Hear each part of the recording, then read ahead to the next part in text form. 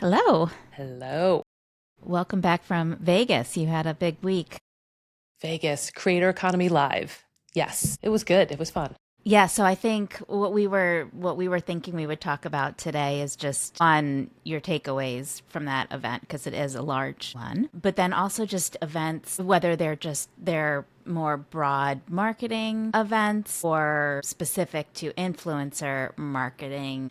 I think it would be interesting just to talk about the types of events that we find helpful and the kind of takeaways that we get and how we judge the success of a conference or a Right. trade show. And you also are kind of just coming back from a similar trip and a Yeah, similar, not similar conference necessarily, but an event right. with a topic or a focus that you can share too. Yeah, so you were Okay. at this enormous Creator Economy Live in Vegas, and I was at the Women's Agency Ownership Summit, which was just 240 people. So Okay. small, Okay. I actually, yeah. but yeah. So I have to back up a second. Creator Economy Live is part of this larger 5 event extravaganza, I guess. I don't, partnerships, affiliate, I don't know what the other two are, and then Creator Economy Live. So it tends to look bigger. I don't know that a Creator Economy Live has 500 people. I don't know. Really? I pictured like a giant, this is me and my biases and preconceptions. Like I pictured a giant, like I pictured like CES, which I know it wasn't that big, but I pictured No. like you hear Vegas and I just pictured a giant trade show Right. with booths. And I Mm, mean, did it even feel smaller than like the ANA Masters? percent smaller. Wow. Okay. Yes. Yes. So there is an expo hall and there are, excuse me, and there are vendors, exhibitors, but that whole space is tricked out for lots of networking. So it's not just booth, booth, booth. There are a couple of booths. There are designated numbered, this year there were designated numbered meeting tables, which is really helpful if you think about like the apps we've talked about that all of these events have and how they become like dating apps and you don't know where you're meeting and it like cross schedules you when the panel that you're running is happening to meet with the, person you're trying to pitch or something, but at least they had tables that were designated 1 through 8 or something. So you'd know Nice. who you were Okay. going to see. Yeah. And then there was just general seating too. So there's a lot of space for networking. And I think that's why people gravitate to this one. Not necessarily the content, but the focus of creator, influencer, and the ability to really have conversations with folks in a more meaningful way. Now, that said, it's one day. It is very fast and furious. There's a little pre-gaming the night before and some networking the day before. But as far as content and panels, it is, you know, pedal to the metal on one day. Wow. And Okay. then there's Affiliate West or Affiliate Summit West going on in the same hallways. So that became confusing as I was meeting with somebody and they're like, I'm at table 7. I'm like, you certainly are not at table 7. I am right here. And then we figured out he was in the other expo hall for Affiliate and I was in Creator Economy Live. So that's a little, communication gap. But yeah, it's small. It's smaller than you might think. I think 240 Interesting. is probably, I think they want 500 people there. Okay. I don't know that they've gotten there yet, if that makes sense. Interesting. Yeah. So, and are there breakouts or is everything like one big session in terms of the education, the panels, the keynotes, all of that? From what I can understand, there are at least 2 stages. So a main stage and a breakout stage. And then there were round tables that were in a little bit of an anteroom in the networking expo hall area. There was a side room where round tables would take place. I had experience leading one of those, and that was very well attended. So people knew about it. But I do think you need to choose between sessions Okay. most of the day. Okay. Yeah. And then if you are, I guess let's ask it from both perspectives. If you are an influencer marketing agency or an influencer marketing platform and you are attending this in order to find new clients and get leads, is it the type of thing where you can really make those connections just through the networking app and being charming? Or do you think you need to sponsor it and have a more formal presence in some way to be noticed? Because there were a lot of agencies and platforms there. So I can imagine it's hard to stand out. I can't speak to the sponsorship side because we have not done that. I have attended 2 years in a row. Last year, I was solely there with my agency hat on. This year, I was there with my agency hat on and my Nimbus event planning summit hat on. I will say, with that kind of perspective, the brands in the room typically, I feel like they're set with their agency and maybe not all of their tech stack. So most of the sponsors are, I want to say, on the tech stack side, solution side. So they may be searching for that. I think they're there to connect with other colleagues, either those on stage talking about an issue or just in that back and forth at the lunch table or getting coffee. I had a lot of good conversations with brands about, which is some of the takeaways I brought to today, just about the challenges that they're facing. Speaking of Nimbus, what I loved learning is that, again, I'm hearing over and over from our brand side colleagues, they are frustrated that events in general that are geared toward marketing or even drilled down on creator influencer, nobody is pulling back the curtain and talking about where they have fallen short, where the failures are, where the learnings are. It's all very happy, shiny reporting and data. So I heard that over and over. And one of my big takeaways is it's never been a more complicated time to be an influencer marketer inside of a brand. They're just real. It's not sexy. Yeah. We're all on that side of it. We're all over it being sexy and being about fun creators. There's layers to it. There are internal challenges inside of brands that have nothing to do with the creators themselves, but that present challenges in working with creators. So I say that as a way to plug Nimbus a little bit, that's what we're trying to do, is pull back the curtain and let people have the next level conversation about this. What is working, but also what's not working? What can we learn from you in both regards, brand to brand, colleague to colleague, and agency to agency, because there's an agency cohort as well that you're part of. So people are hungering, I think, as this industry matures, we're hungering for deeper conversations around our particular challenges. So I want to hear about some of the takeaways that you like, just kind of getting into some of those more specifics, but I have to ask you because I saw watching your LinkedIn updates from the event, there was one that seemed particularly spicy, saucy. Was this the effortless? Yes. Effortless comment? Yes. I'll be honest, that wasn't actually Creator Economy Live. I think it was being well, immersed. let's back up and tell people, because not everyone stalks your LinkedIn like maybe they do. I paid LinkedIn to keep serving it to you specifically. Yeah. So you just said kind of note to influencer marketing platforms who say you make everything effortless. I don't think that word means what you think it means, basically. Right. Is that's what you said? Yeah. Yes. Yeah. So, and I probably was feeling more spicy than normal because I was immersed in this atmosphere of really being reminded of how much we're up against and talking to platforms. So since our last conversation about platforms, and we've been exploring them more internally too, but effortless is not, there's no point at which any influencer marketing, any of the elements or phases that you go through are effortless. Like they just aren't. And I'm going to continue to plant my flag around that and knock it down because I think it makes it harder across the board to, folks on the floor there were feeling like in my roundtable, they wanted to hear from other colleagues, like, are you struggling with the same things I'm struggling with?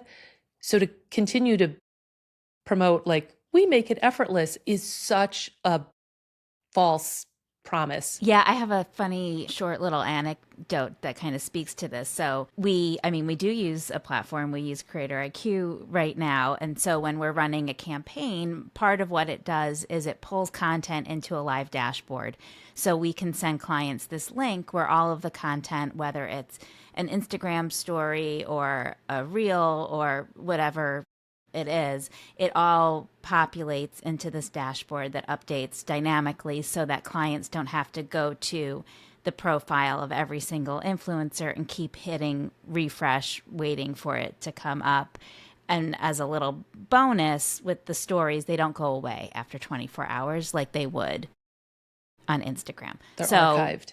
great, great feature. Love the dashboard. Our clients love the dashboard. The sole Sway Group team member at a client event yesterday where we had two influencers in attendance. It was this pickleball event that I think I've mentioned to Yeah. you where they were there. They were playing pickleball with a mascot dressed as a cow because this was for dairy. Naturally. There was all this stuff going on, and I was helping one of the influencers do. They were each of the influencers was tasked with sharing 3 to 5 story frames from the event. And I was told by my team, like, your job is just like, they're gonna like create the story and you just have to review it to make sure it has the proper hashtag disclosure and is tagging the client before they post it. Like, if you could just check that to make sure and make sure there's not like any,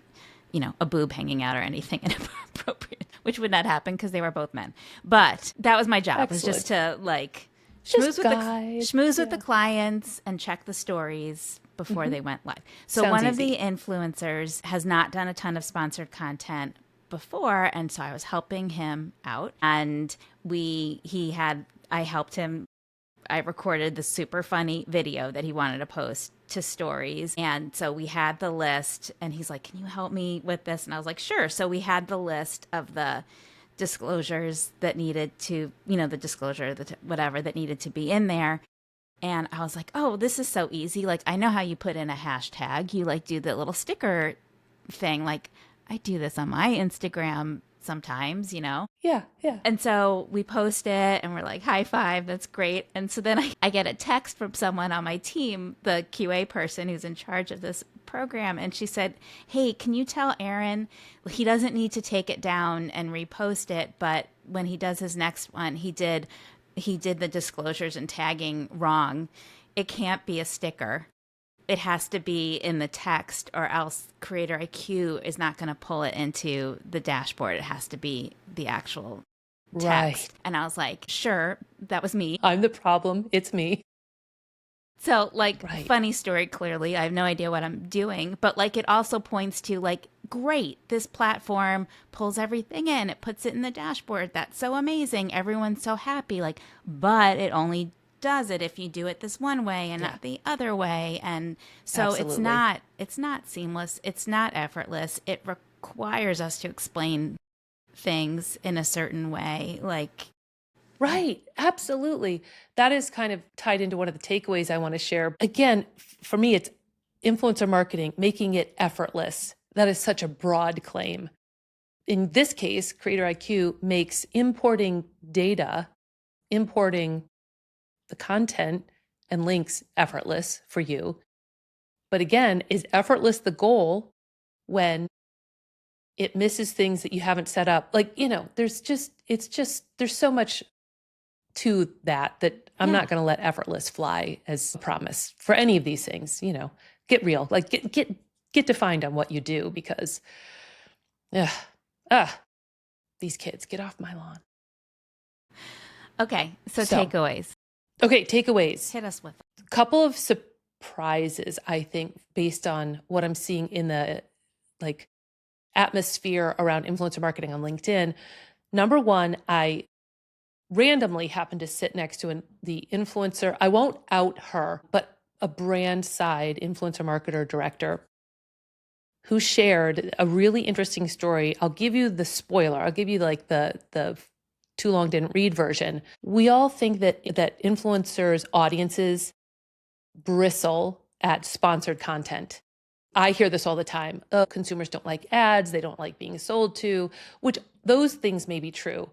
But influencer content being sponsored is not the big problem for the audiences I think that we make it out to be. And the example was this person hired a really well-known creator in that creator's space, big, not a celebrity, but just known in that vertical, planned an experiential event, sponsored event for this creator. But one element of the entire package happened to be not premium level. Let's just say maybe, the hotel or the ground transportation or something. So it was travel related. And that miss, and it wasn't the person who planned it, it was one of her partners that said, we can't bump this to premium level. Anyway, the creator's audience went nuts and Like totally dragged. how dare you put our beloved influencer in That's a right. cut rate hotel Yes. type of a thing. And they knew it was sponsored and they were savvy about it. Not just they knew it and approved of it, they were looking out for that creator and protecting her. So yes, the takeaway is I don't think audiences, I think they're savvy. I think they get it. And I think when the influencer or creator does it the right way, they're brought into the entirety of it and feel like they're part of even a sponsored event. The other piece is this is where the nuances come in, that it is complex to work with influencers and creators. Who has that on their bingo card that if we don't do it right, the audience is going to come after us for not treating the influencer correctly? I think it's interesting and insightful, and another layer that adds to all the plates that influencer marketing folks inside of brands need to juggle or spin. Yeah, and it kind of cuts both ways because just a few weeks ago, Tarte had their annual trip, which is like super, super Controversial? premium Yeah. luxury and always has been. And they got the opposite feedback. Like, as it was happening, I got a text from my daughter, like, I can't believe they're doing this during the LA fires. So that was Yes. I think if you go too far in that Right. direction, it can seem tone deaf and not relatable. Mm-hmm. Yes. So it's tricky. I mean, and it just kind of goes to show that you have to be working with either your team has to be very professional and know the culture that surrounds your product and who you're going to try to reach, or you need to be working with a partner agency who understands that because And I think it's you need to lean into your influencers too and ask some of these questions of them. Is this the right time? How do we, like the example I gave, that creator might have been able to flag that. Like, hey, I just want to say, if you put me at the no-tell motel, it's not going to go over well. And I am sharing it all, or yeah. something. You want me to share it. This is part of the experience.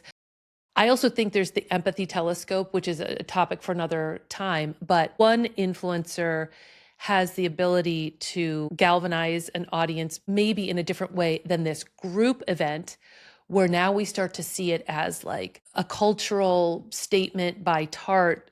Like we remove ourselves from identifying with each individual influencer. And now we're like, what is Tarte doing for better or worse? Right. And we judge Right. that. Yeah. Yeah. It's interesting. Okay, so another bombshell, I think, is that long-term partnerships are not worth it. They are actually not playing out well. So this was from a roundtable that I hosted on measuring campaign performance in 2025 and what are we doing around that.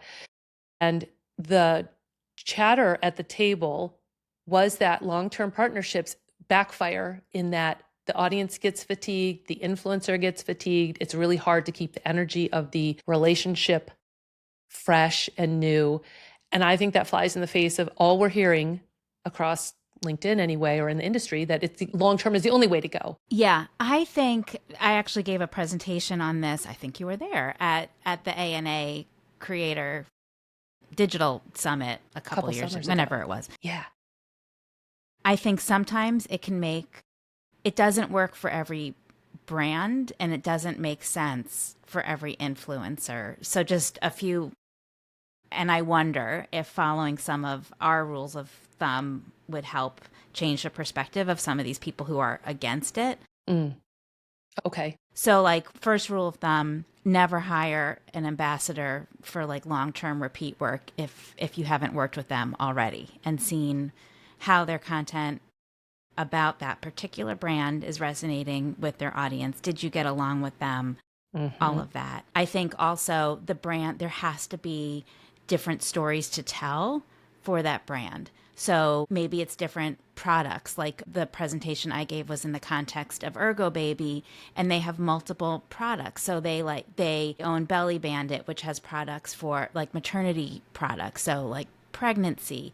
Then they have a Right. bouncer that goes up to 3 months. They have multiple baby carriers that go all the way up to 2 years old. I think maybe even three. They have a stroller. Like there's different stories to be told. So it's not like the same cheeseburger every month where you're like Right. scrambling to come up with something new to Right. And say. even if it is a cheeseburger, what you're talking about is story Yeah, and so it could connection. be maybe it is a cheeseburger, but maybe, it's for Earth Month, it's the fact that the cheeseburger is made with local Right. lettuce that isn't traveling across the country. And then maybe for back to school season, it's about how the cheeseburger is a great quick dinner if you're going, it's back to school and you have like soccer after, all these activities.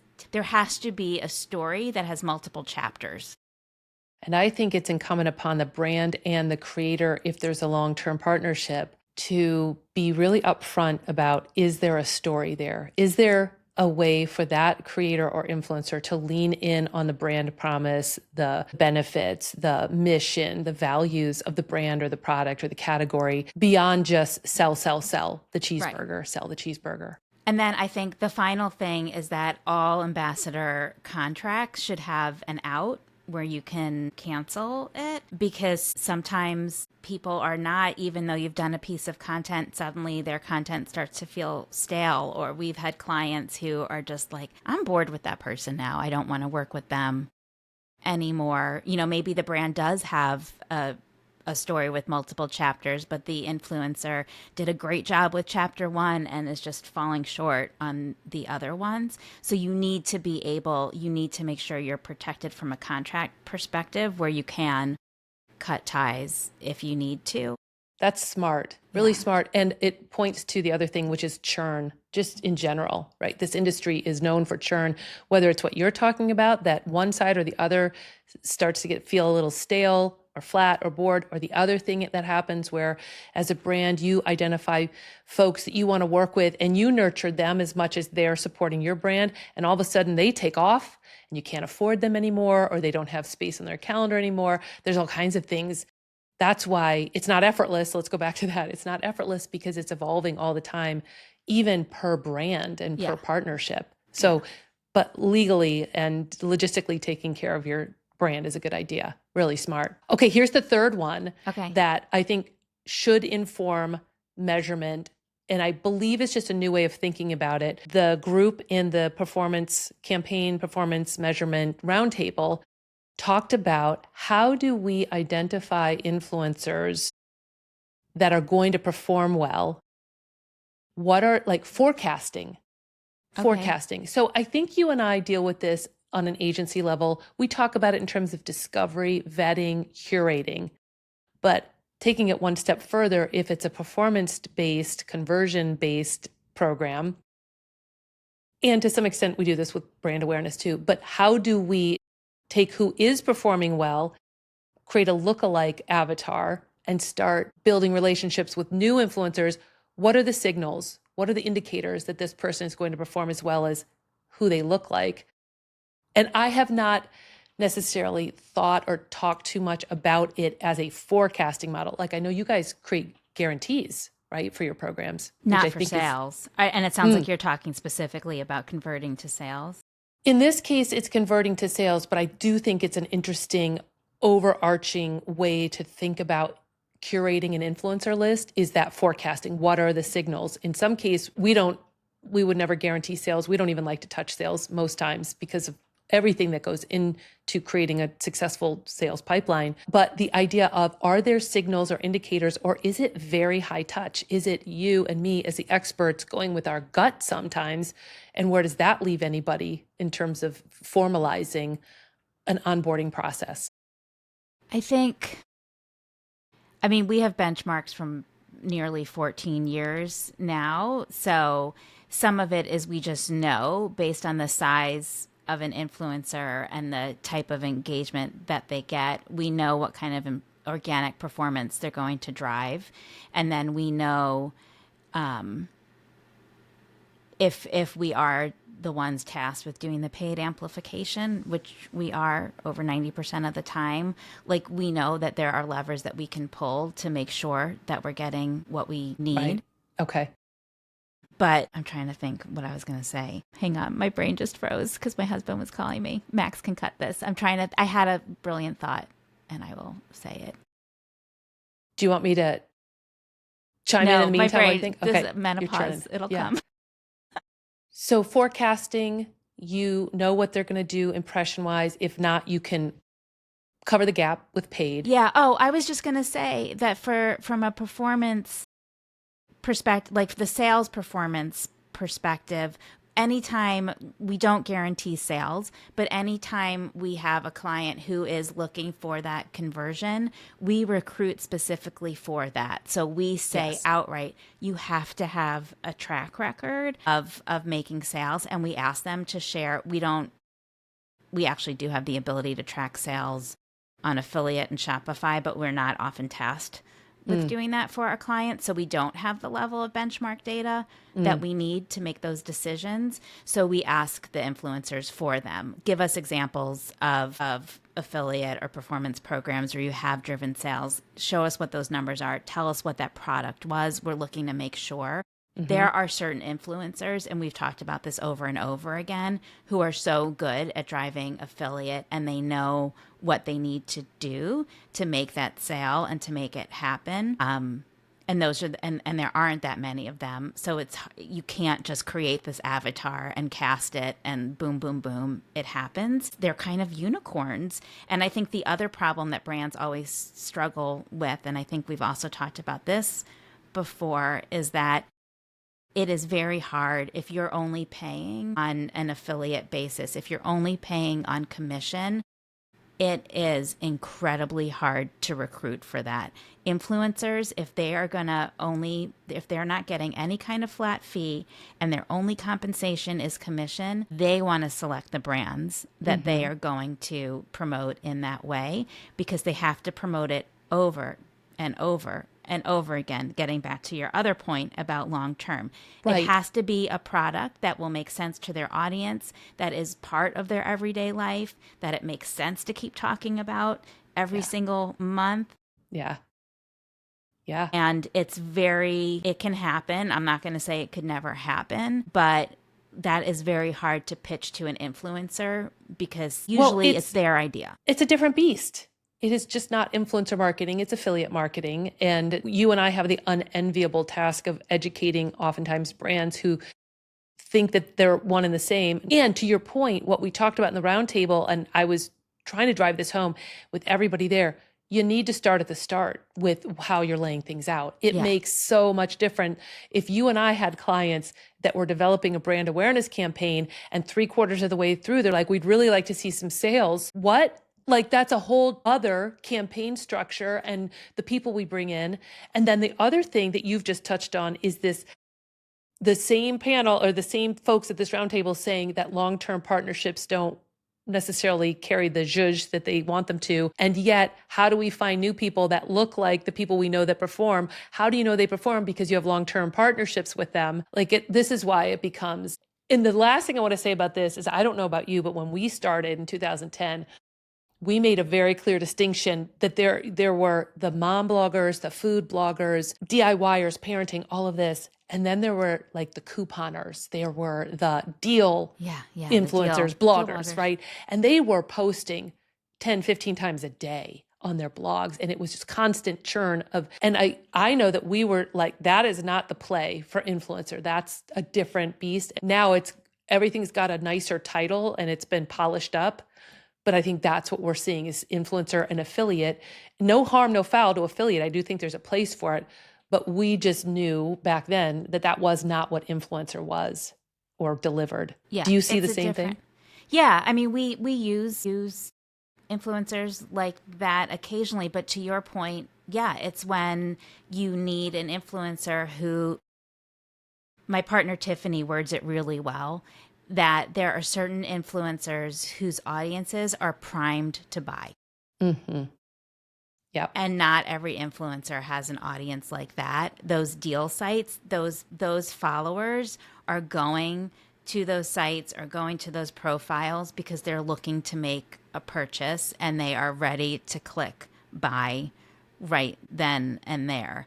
There are, that is a very small percentage And it's probably a of the science. total. The influencer has nurtured that and Totally. created that. Yep, they're I just trained. It's a I just trained spoke to an audience. I just spoke to an OG food blogger friend last night whose two sites combined get 2 million page views every month. She's doing great. She will admit, she's like, I can't sell a thing. I can't, like, that's not what she's cultivated for her audience yet. I mean, she's thinking about maybe how to do it, but it's a science. Yeah. I believe. Yeah. Interesting.